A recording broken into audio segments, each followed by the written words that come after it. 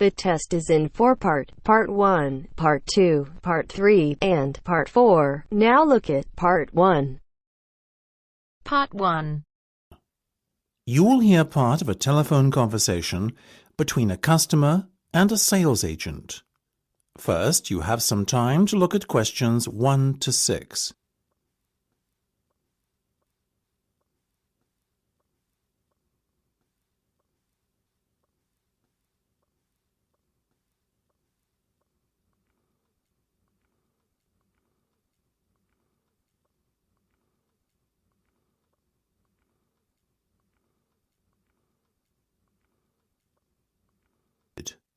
You should answer the questions as you listen, because you will not hear the recording a second time.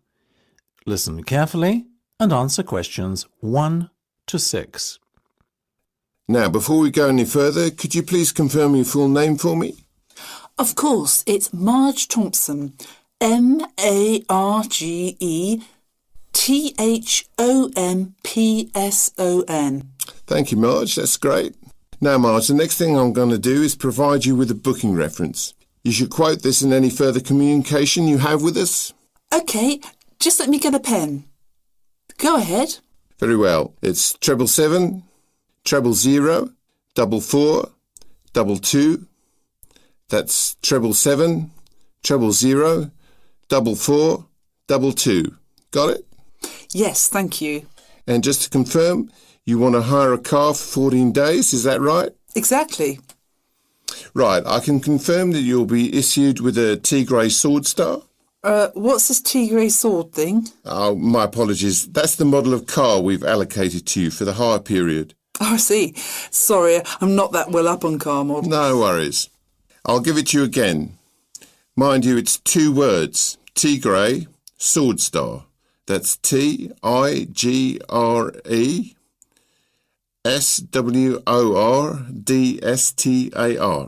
Perfect, got it. And that's going to be at the airport when I get there on the 2nd of July, right? Right. At 3 p.m, it'll be there waiting for you. Lovely. Where should I go to collect it? The hire car centre? No, you're arriving at the South Terminal. The hire car centre is in the North Terminal Blue Car Park.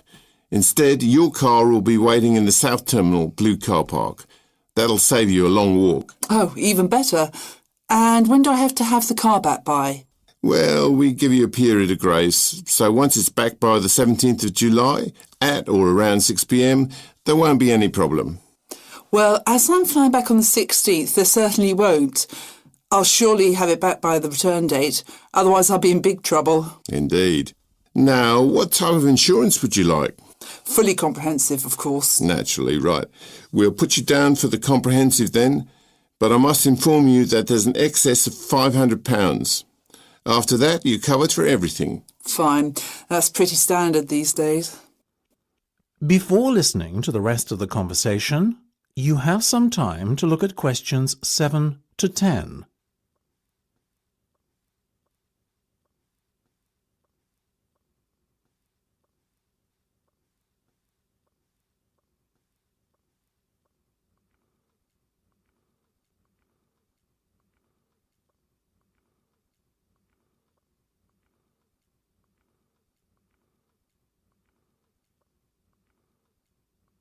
Now listen and answer questions 7 to 10. Now, Marge, how would you like to pay today? Do you accept cheques? Unfortunately not. Only a debit or credit card will suffice. OK. I have my debit card here. No worries. Excellent. Let me just give you a breakdown of the total cost now. It's £280 for the 14-day vehicle hire, and the insurance is an additional £75. Will you be needing a satellite navigation system? How much? £25. No, thank you. I'll use my own. I have one on my mobile. What about the roaming charges? That could amount to even more than £25. Good point. On second thoughts, I'll take the satellite navigation. I also need tyre chains. Is that correct? Not compulsory at this time of year. But I may be travelling up to very high altitudes in the Alps. In that case, perhaps you should hire them too. The chains will set you back another £25. No problem. So that's £405 by my calculation. We also have to include 12.5% tax, I'm afraid. Oh, well, if you must. So in total, that's £455.50. Now, let me just... That is the end of part 1. You now have half a minute to check your answers.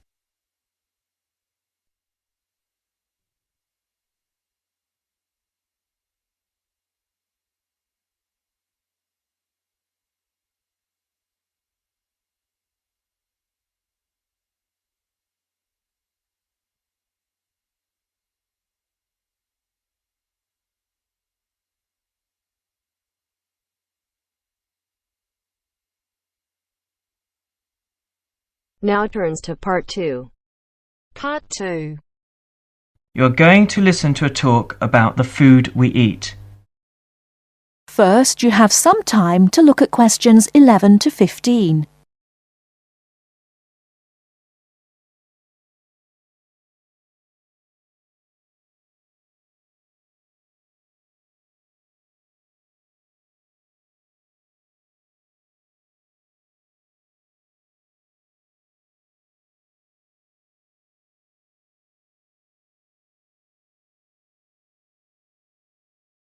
Now, listen carefully and answer questions 11 to 15.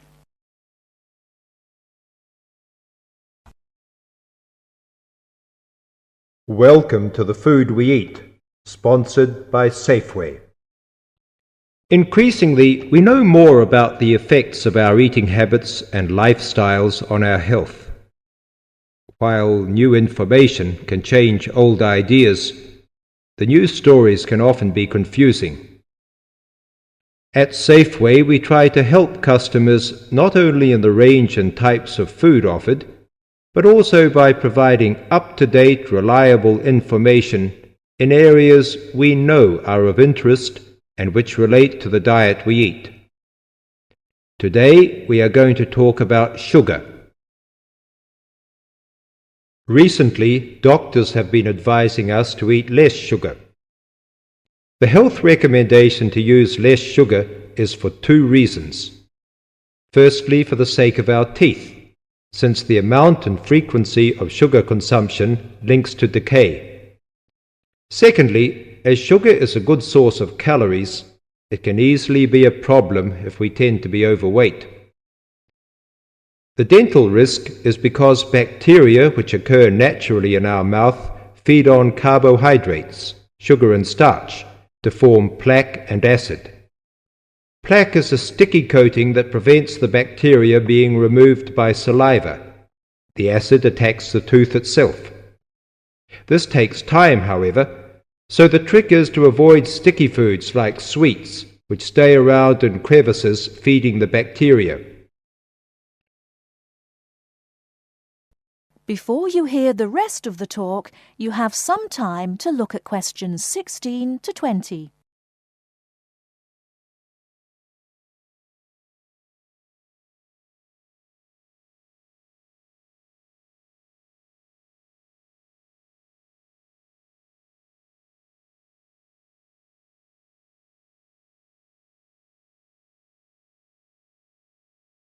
Now listen and answer questions 16 to 20. Regular brushing, preferably with a fluoride toothpaste, helps remove particles and resist acid. The worst thing you can do is nibble sweet things between meals. It puts your teeth under constant attack. A sweet tooth develops gradually, and you might be surprised at how you can steadily unlearn the taste, taking in fewer calories and saving your teeth. Here's some ways. A. Gradually cut down the sugar in tea and coffee till you can stop altogether or switch to sweeteners. B. Choose snacks with a lower sugar content. Fresh fruit, raw vegetables, crackers, milk or low-fat natural yogurt. Remember, some fruits like raisins have lots of sugar. C. Look for reduced sugar alternatives. there are more and more around, from diet drinks to yogurts, even jams and sauces.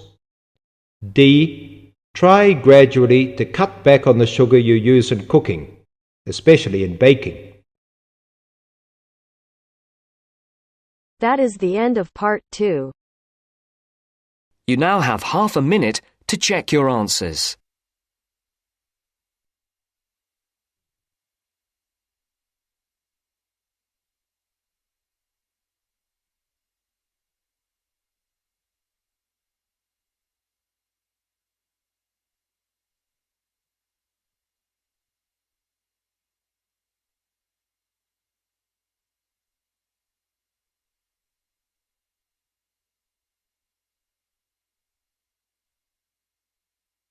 Now turns to part 3. Part 3. You will hear a media studies tutor giving a lecture about news sources. Section 3.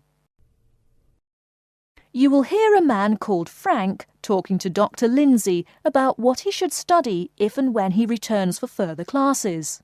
First, you have some time to look at questions 21 to 25.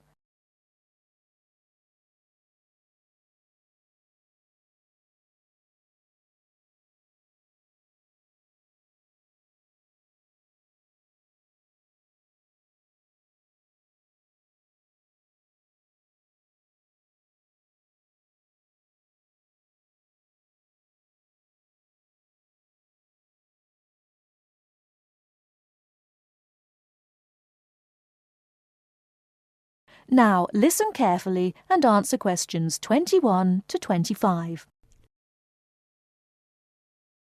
Now, many of you will have heard about the predicted death of newspapers, as people increasingly access the TV and the Internet for their news.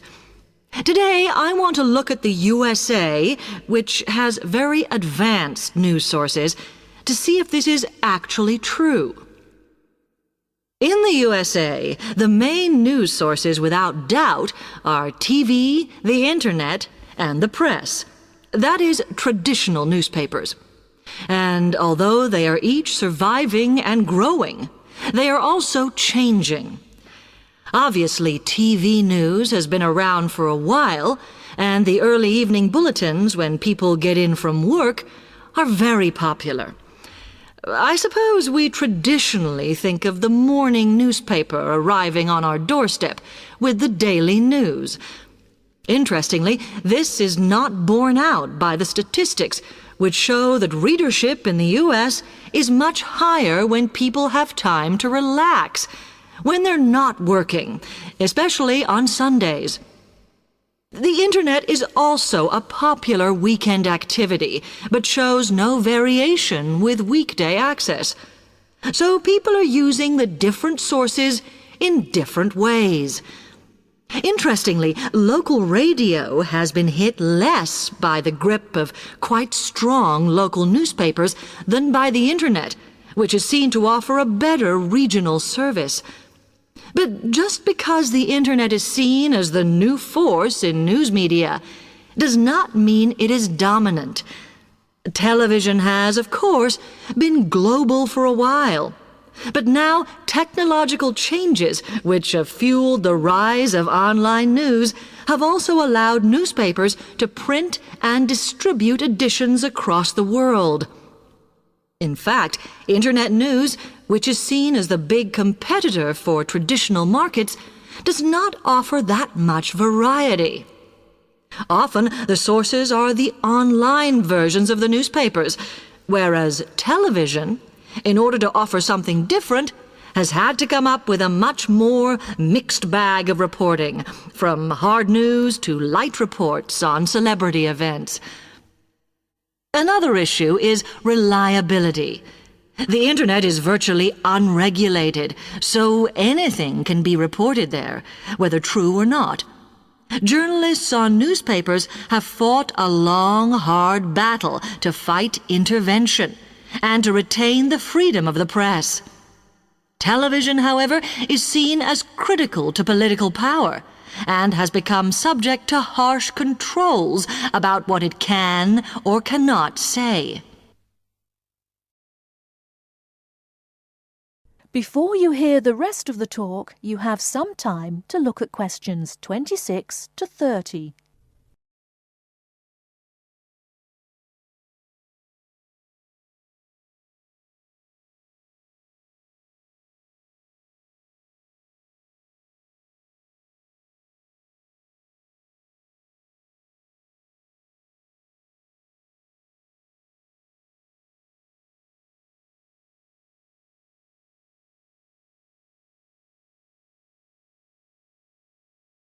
Now listen and answer questions 26 to 30. Now, one very critical factor in keeping newspapers alive and well in the USA has been their approach to advertising. Obviously, newspapers are heavily dependent on advertising revenue, and they have become more and more imaginative in what they offer, in order to make sure that advertisers use them and not other news sources. This has meant that, contrary to popular belief, newspapers now have a significantly higher profit margin than the rest of American industry. So, how have they managed to raise advertising revenue in this way? Well, they have put a lot of effort into developing and maintaining a very strong association with the retail trade. And they've come up with a winner. A critical tool in their sales plan has been suggesting that the adverts they run can have vouchers. This has been enormously effective because they have found that not only do more people buy the paper to get the discounts, but also that this inevitably means much higher sales for the clients who advertised. As well as doing this, the newspapers have also introduced aggressive sales campaigns over the last few years. This has resulted in a significant and continuing rise in the number of advertisers prepared to pay the extra for full-page ads. So, what I would like to move on to... That is the end of part 3. You now have half a minute to check your answers.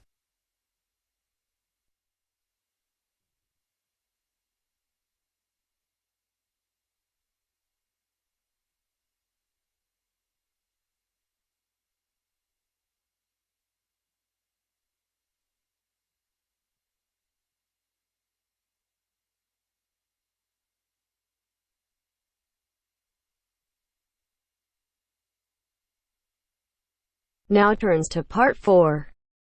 Part 4. You will hear a talk about memory in babies and young children. First, you have some time to look at questions 31 to 40.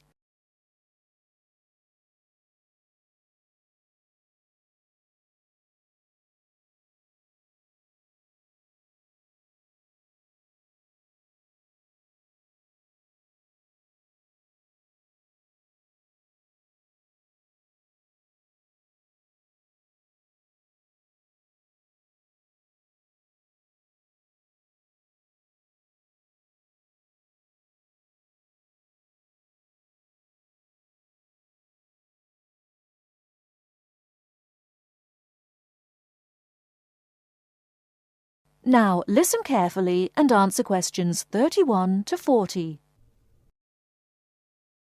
We're going to look today at some experiments that have been done on memory in babies and young children. Our memories, it's true to say, work very differently, depending upon whether we are very old, very young, or somewhere in the middle.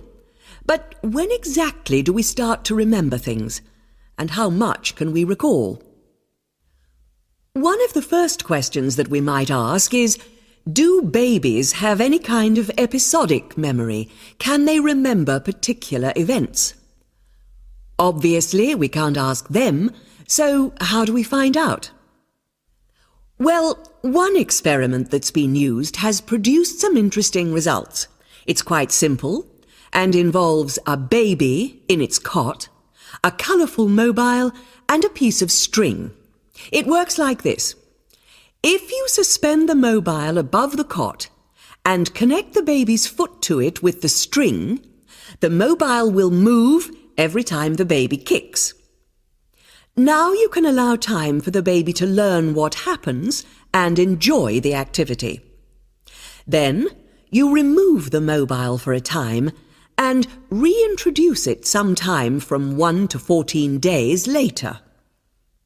If you look at this table of results, at the top 2 rows, you can see that what is observed shows that 2-month-old babies can remember the trick for up to 2 days, and 3-month-old babies for up to a fortnight.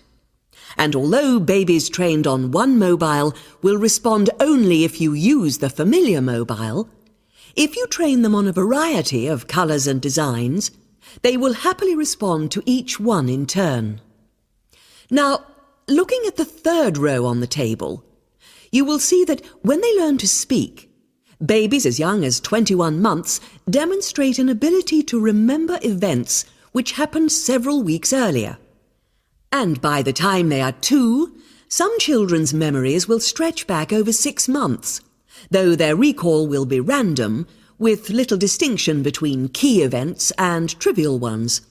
And very few of these memories, if any, will survive into later life. So, we can conclude from this that even very tiny babies are capable of grasping and remembering a concept.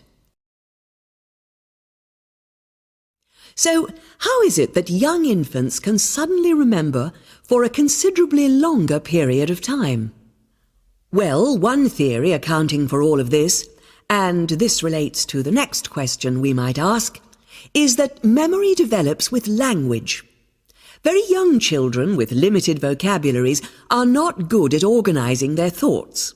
Though they may be capable of storing memories, do they have the ability to retrieve them?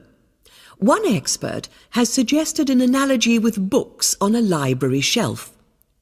With infants, he says, it's as if early books are hard to find because they were acquired before the cataloguing system was developed. But even older children forget far more quickly than adults do. In another experiment, several 6-year-olds, 9-year-olds and adults were shown a staged incident.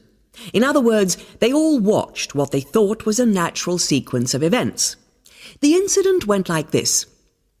A lecture, which they were listening to, was suddenly interrupted by something accidentally overturning. In this case, it was a slide projector. To add a 3rd stage, and make the recall more demanding, this accident was then followed by an argument. In a memory test the following day, the adults and the 9-year-olds scored an average 70%, and the 6-year-olds did only slightly worse. In a retest 5 months later, the pattern was very different. The adults' memory recall hadn't changed, but the 9-year-olds had slipped to less than 60%, and the 6-year-olds could manage little better than 40% recall. In similar experiments with numbers, digit span is shown to vary. That is the end of part 4. You now have half a minute to check your answers.